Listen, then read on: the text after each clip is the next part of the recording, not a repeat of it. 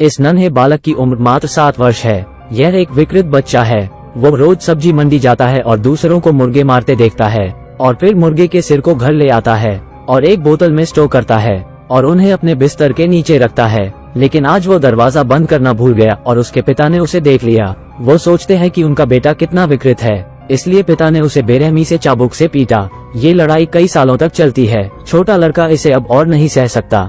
फिर उसने बाहर कपड़े की रेखा को देखा और उसे एक साहसिक विचार आता है। इस दिन उसने अपने पिता के शराब पीने का फायदा उठाया और उसी रस्सी से उसका गला घोंट दिया। फिर उसे सफेद कपड़े में लपेट दिया और यार्ड में दफन कर दिया। और दफन करने के बाद से लड़का अधिक से अधिक विकृत होता जाता है। एक दिन वो एक छोटी बच्ची के लिए जमीन पर एक पंख रखता है और जैसे ही वो पंख उठाने के लिए हाथ बढ़ाती है तो वो दूर जा गिरता है। इसलिए वो पीछे दौड़ने लगती है और इसके बाद वो बच्ची नहीं मिलती। लड़की के परिवार ने तुरंत पुलिस को खबर दी, लेकिन अभी बहुत देर हो चुकी है। जब लड़की मिल जाती है तो वो एक लाश में बदल गई होती है। हालांकि यह पहला मामला नहीं है। प्रभारी व्यक्ति पुलिसकर्मी है। उसे शक था कि यह एक सीरियल मर्डर केस है, इसलिए वो नेता से फोरेंसिक सहायता मांगती है। लेकिन नेता ने कहा कि वो हाल ही में थोड़े व्यस्त हैं, इसलिए फोरेंसिक डॉक्टरों को भेज दिया गया है। अब स्टील एग नाम का सिर्फ एक फोरेंसिक डॉक्टर रह गया है। महिला ने जब ये सुना तो वो कुछ सोचने लगती है और यह पता चला है कि महिला स्टीव डैन की भाभी हुआ करती थी। एक बार वो अपनी दोनों बेटियों को खेलने के लिए बाहर ले गई थी और गलती से उसकी बड़ी बेटी की नजर चली गई और वो सारा दोष अपने पति को देती है और अंत में उन्होंने तलाक ले लिया। जब उसने सुना कि उसे पूर्व पति के छोटे भाई के साथ काम करना है तो महिला अनिवार्य रूप से थोड़ा शर्मिंदा होती है, लेकिन मामले की जांच के लिए वो इसे केवल स्वीकार कर सकती है। हालांकि रिश्ता थोड़ा पेचीदा है, लेकिन स्टील एग की व्यावसायिक क्षमता वास्तव में मजबूत है। उसने जांच के लिए लड़की के कपड़े निकाले और उसमें 4 पदार्थ पाए गए। पहला है कपड़ों पर क्रॉस पैटर्न। आदमी का अनुमान है कि निशान छोड़ने के लिए लड़की ने इस बाड़ पर रगड़ खाई है। और दूसरा निशान सफेद पाउडर है जो इस पेड़ से गिर गया है। और तीसरा है मॉस, वो इस दीवार से घिस गई होगी। और चौथा है कपड़ों पर लगे कीचड़ के धब्बे, वो यहाँ के रास्ते से गई होगी। फिर आदमी को एक रास्ता मिलता है। हो सकता है कातिल इस खाई से गुजरा हो, लेकिन शव को कूड़ेदान में नहीं फेंका गया और एक तरफ छोड़ दिया गया। क्या ऐसा हो सकता है कि वो काफी मजबूत नहीं है? आदमी को शक है कि कातिल कोई बच्चा हो सकता है, लेकिन महिला के विचार में ये पूरी तरह बकवास है। लेकिन जल्द ही आदमी ने उनके अनुमान की पुष्टि कर दी और एक रिटायर्ड शेरिफ थाने आता है। उन्होंने कुछ साल पहले आदमी को एक केस के बारे में बताया था जो एक सीरियल किलर के बारे में था, जिसमें शुरुआत के लिए विशेष रूप से छोटी लड़कियों को चुना जाता है और पुलिस ने उसे कभी नहीं पकड़ा है। और फिर एक दिन स्कूल बस में बच्ची की लाश मिलती है और शेरिफ को शक था कि स्कूल बस चालक हत्यारा था, इसलिए उसे गिरफ्तार कर लिया गया और सजा सुनाई गई। लेकिन कुछ समय बाद एक और मासूम बच्ची की मौत हो गई। तभी शेरिफ को एहसास हुआ कि उसने गलत व्यक्ति को गिरफ्तार कर लिया है। हालांकि बाद में उन्होंने माफी मांग ली थी, लेकिन एक स्कूल बस ड्राइवर की जिंदगी बर्बाद हो गई थी, क्योंकि उन्हें जनता द्वारा पहले ही एक बुरा आदमी करार दिया जा चुका है और उसे जेल से छूटने के बाद नौकरी नहीं मिलती है। सौभाग्य से शेरिफ के पास विवेक है, इसलिए उसने उसे अपना विशिष्ट ड्राइवर बना लिया। हालांकि मामला अभी सुलझा नहीं है, लेकिन उन्होंने हत्यारे का डीएनए खोजने में उनकी मदद करता है और तुरंत इसकी तुलना कातिल के डीएनए से की गई और नतीजा अकेला आदमी नहीं है। मामला फिर अधर में लटक गया है, लेकिन तभी थाने से एक गवाह आता है। उसने उस रात को स्पष्ट रूप से देखा। हत्यारा छोटी बच्ची को डंप करने के लिए घसीटता है। वो बहुत आदमी नहीं, ये लगभग 11 साल का एक छोटा लड़का था।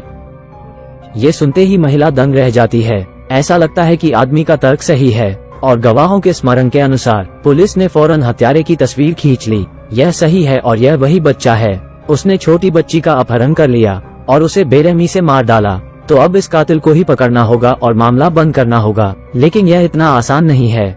महिला ने एक मनोचिकित्सक से पता लगाया कि यह कातिल गूंगा है और बचपन से मानसिक रूप से बीमार है, इसलिए उसे इलाज के लिए मनोचिकित्सक के पास भेजा गया था। और कुछ समय बीत जाने के बाद गूंगे की हालत में काफी सुधार हुआ था। लेकिन एक दिन गूंगा नहीं जानता था कि क्या हो रहा है और उसने चाकू से हमला किया और डॉक्टर ने उसे तब से नहीं देखा है। इन शब्दों को सुनने के बाद महिला ने तुरंत बच्चे को गिरफ्तार करने के लिए भेजा, लेकिन तभी गूंगा अस्पताल में दिखाई दिया। वो एक और छोटी लड़की पर नजर गड़ाए हुए है और लड़की इसके बारे में नहीं जानती कि खतरा आ रहा है। जब बच्ची के माता पिता आईसीयू से बाहर आए तो वहाँ से बेटी चली गई थी और घटनास्थल पर केवल एक चॉकलेट का रैपर बचा था। आदमी ने तुरंत कागज के इस टुकड़े का परीक्षण किया, लेकिन अजीब बात है, दरअसल इसमें 3 लोगों का डीएनए मिलता है। एक लड़की का है, एक वो गूंगे लड़के का है जिसने लड़की का अपहरण किया, लेकिन तीसरा कौन है? फिर आदमी ब्रेन मेलन सीड्स देखता है और तुरंत इसकी तुलना 10 साल पहले के हत्यारे के DNA से करता है और यह बिल्कुल वैसा ही निकला, अर्थात वो मारने वाला लड़का। इस मामले से संबंधित आदमी ने तुरंत कार्रवाई शुरू की। उस दिन अस्पताल आए लोगों के DNA दशकों पहले के कातिल से तुलना की गई, लेकिन उनमें से कोई भी मेल नहीं खाता। बस जब आदमी थक जाता है तभी टीवी पर एक खबर आती है, गूंगा पुलिस की गिरफ्त में आ गया है, और महिला पीड़ित की तस्वीर सामने रखती है और गूंगा से पूछती है कि उसने उन्हें क्यों मारा, लेकिन बच्चे का जवाब था, मैंने उन्हें शैतान की वेदी पर रखा है। गूंगे ने अपराध कबूल किया। महिला को लगता है कि मामला सुलझ गया है, लेकिन आदमी ऐसा नहीं सोचता, क्योंकि उसने देखा कि अभी अभी पूछताछ के दौरान गूंगा हमेशा अनजाने में अपना सिर हिलाता था और वह हर समय हियरिंग एड पहनने के बारे में सोचता था। आदमी को संदेह है कि कोई सिग्नल के साथ हस्तक्षेप कर सकता है और गूंगे को हियरिंग एड के जरिए मारने का आदेश देता है। इसके बारे में सोचने के बाद आदमी जेल पहुंचता है, लेकिन अभी बहुत देर हो चुकी है। गूंगे ने अपनी कलाई काटकर आत्महत्या कर ली है। ऐसा लगता है कि आदमी का तर्क सही है। मामला और उलझता जा रहा है।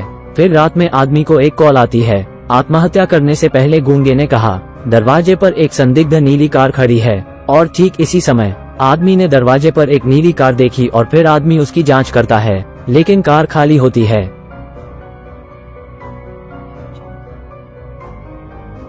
फिर आदमी को सिर पर वार किया जाता है, लेकिन उन्हें उम्मीद नहीं थी।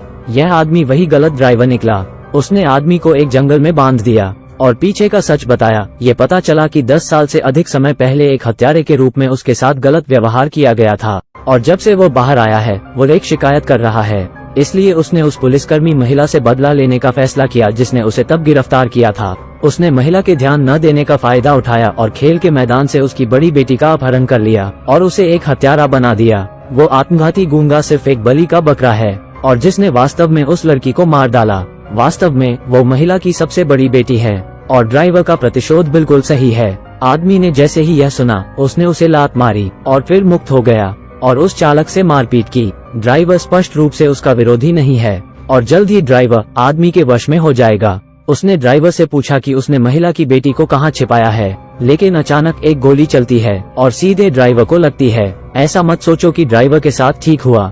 आदमी उनका पीछा करता है और सड़क के किनारे से एक वैन उठाता है, लेकिन वह नहीं जानता था कि वह झांसे में आ गया है, क्योंकि इस कार में एक लड़की छिपी हुई है और पुलिस उसे हत्यारा मान रही थी। लेकिन आदमी के पास समझाने का समय नहीं है और वो तुरंत भगा जाता है। फिर उसने अगले दिन महिला से संपर्क किया और वो वीडियो महिला को दिखाए, और ये देखते ही महिला गिर पड़ी। और जब सच्चाई का पता चलता है तो वो अपने पूर्व पति के साथ अपनी बड़ी बेटी को खोजने जाती है। लेकिन आदमी को एक मनोचिकित्सक मिलता है और उसे बहला फुसलाकर कार में बिठा लेता है। फिर आदमी ने सीधे उससे कहा, तुम असली सीरियल किलर हो? पता चलता है कि पुलिस ने कुछ दिन पहले नदी से 5 कंकाल खोदे थे और उनमें से एक वयस्क है। आदमी को खोपड़ी से एक प्रकार का लाल लोम मिलता है, और इस प्रकार की मिट्टी केवल दक्षिणी क्षेत्र में ही दिखाई दे सकती है, और वो डॉक्टर का गृहनगर है। और तोड़फोड़ के कारण डॉक्टरों को वहाँ से हटना पड़ा था, लेकिन उनके पीछे में अभी भी एक रहस्य है, यानी इस वयस्क का कंकाल। और ताकि वो पकड़ा न जा सके, वो केवल हड्डियों को खोदकर दूसरी जगहों पर ले जा सकता था। यानी ये डॉक्टर वही विकृत छोटा लड़का है।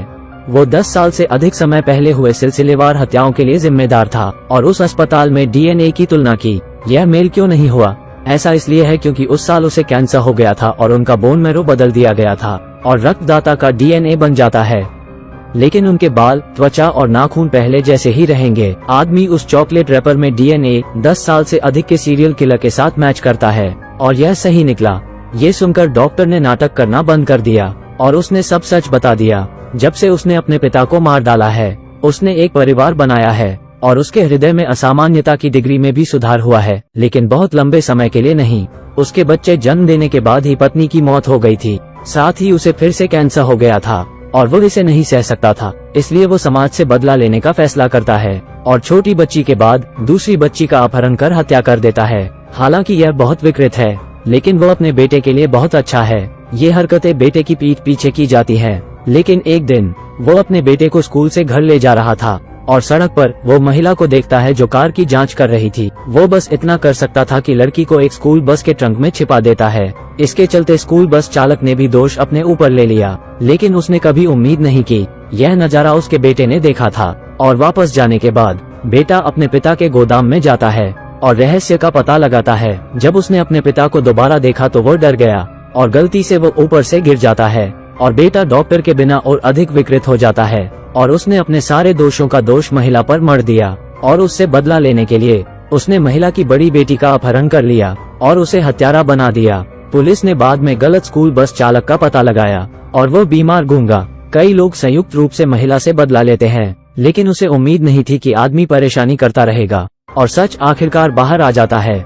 फिर महिला अपनी लंबे समय से खोई हुई बेटी को भी ढूंढ लेती है और एक ही समय पर डॉक्टर अभी भी विरोध करना चाहता है, लेकिन आदमी के लिए उनका कोई मुकाबला नहीं है। ब्रेक लगाने से वो डॉक्टर अचानक सामने की विंडशील्ड से उड़ जाता है और सीधे बाहर जाकर गिर जाता है। बाद में आदमी को थाने ले जाया जाता है और पुलिस ने उससे पूछा कि वह जानता था कि हत्यारा एक डॉक्टर था तो उसने पुलिस को क्यों नहीं बुलाया।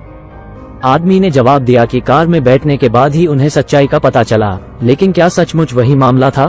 कार दुर्घटना से 1 सेकंड पहले समय में वापस जाएं। डॉक्टर की सीट बेल्ट वास्तव में आदमी ने खोली थी और उसने जानबूझकर डॉक्टर को मार डाला। अगर वो अभी भी जीवित होता तो इससे महिला की बेटी को भी नुकसान होता। सिद्धांत रूप में वो एक सह अपराधी भी है। केवल डॉक्टर को हमेशा के लिए चुप कराने के लिए महिला की बेटी ठीक हो जाएगी। सच्चे न्याय को बनाए रखने के लिए अप्रत्याशित साधनों का प्रयोग करें। यह सही है या गलत?